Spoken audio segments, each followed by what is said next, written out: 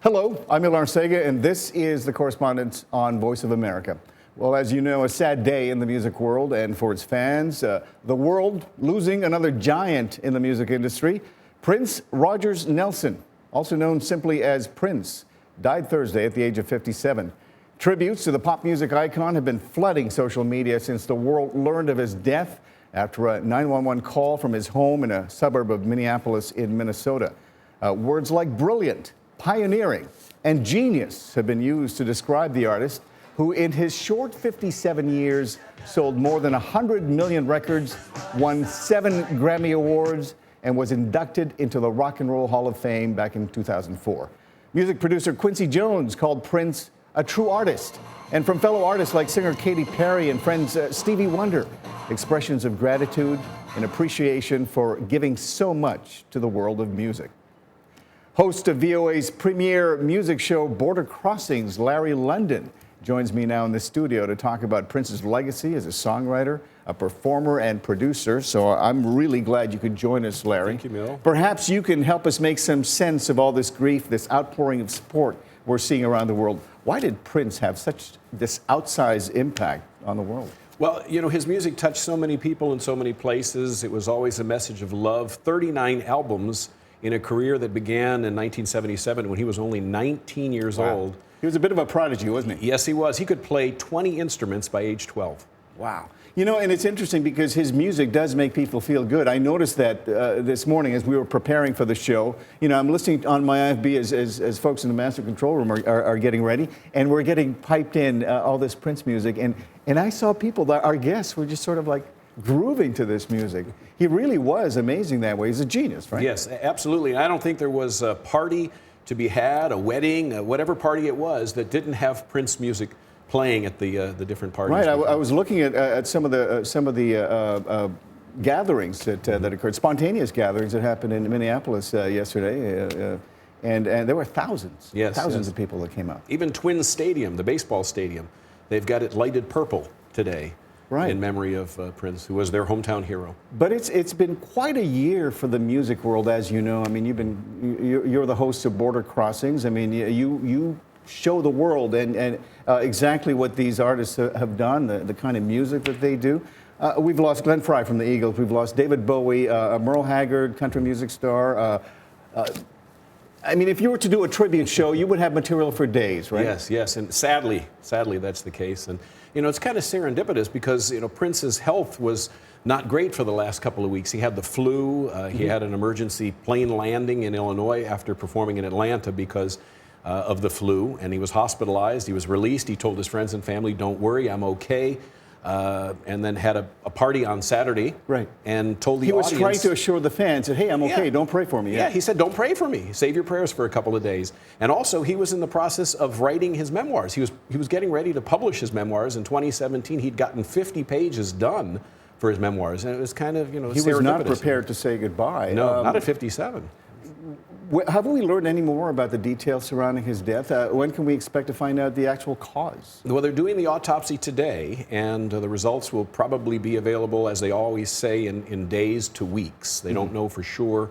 It was kind of a shocking surprise. They found him, you know, unresponsive in an elevator at his home. Yeah. 9:43, they called 911. They called the police responders and gave him CPR and were unable to revive him. So today we're hearing all about his music. Anytime you tune on the radio, it's going to be a Prince song at some point. But for Prince, it wasn't all about the music, was it? I mean, this guy was quite active on a social level and as well as a technological level. He was very anti-internet. He was very pro-music owners' rights. Tell me a little bit about his life outside of music. What can you tell us about? Well, I mean, he had a private life, and he liked to keep it that way. Yes. He was married twice. And he lost a son who had been born and died 7 days later. So, I mean, he kept his life very, very private, and that's the way he chose to live his life. Very few people knew about that. And you know, not many people knew that, you know, he was as reclusive as he was. He didn't grant many interviews, but he was loved and revered by everyone around the world for, as you mentioned, not only, you know, his music, but for what he stood for And he was a producer. A lot of people didn't know that. He worked with many artists, Chaka Khan and the Right. Bangles, Manic Monday. He produced that song. He wrote a lot of songs. He was a Sinead O'Connor's Nothing Compares to You. He wrote that for her. So he was not just a musician, he was a prolific songwriter, and he was also a little bit of a talent scout, right? He brought up a lot of people. Yes, he nurtured a lot of talent. He discovered talent.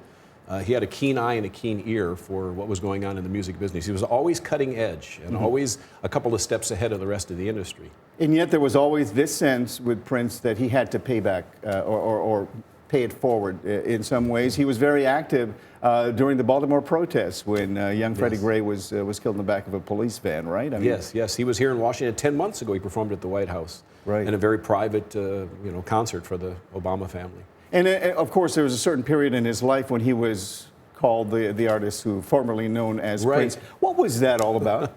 Well, he was very upset at the industry and the way that contracts were being created for artists, limiting their creativity and, of course, affecting their incomes. And so he just wanted to protest that. So he decided that he wasn't going to be known as Prince. He was going to be known as a symbol. It's interesting because back in those days, the reach of services like iTunes or Spotify or Pandora were not quite as big as they are. Right. Now we can sort of see the logic of what he was trying to do, right? Yes. And he would perform often with a tattoo on his face or the writing that said slave, because that was his reflection to the industry of how he felt and how a lot of other artists felt at that time. So I know as soon as we're finished this show, you're going to go upstairs and get ready for your show. Yes. Tell me what you're going to be talking Border about. Crossings today, we're going to dedicate the hour to Prince and his music. We're going to involve the fans and ask that the fans phone in with their thoughts and feelings. And because he was such an international superstar and an icon, I want to find out how international audiences are reacting to this news and how he affected their lives. So for fans of Prince, I mean, your show, Border Crossings,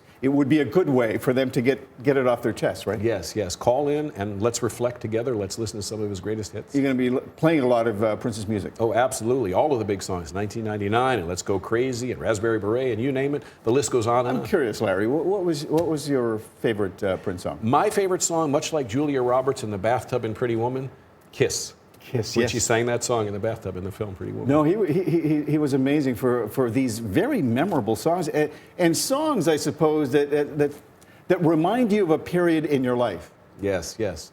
I mean, everything that he did, I mean, because it's amazing, Mill, that you mentioned that, because you can get Prince music on cassette, which who puts music on cassette anymore? You get it on cassette, Or CD, records. Records. Okay, we'll be tuning into Border Crossings. Larry London, thank you so much, and to all our correspondents. That's all the time we have, but I invite you, our audience, to join us again next week. But before we go, a quick reminder for you to catch up on all the latest news from around the world at voanews.com. Do check it out. I'm your host, Mill Arcega, and from all of us here at VOA, thanks for watching. So long from Washington.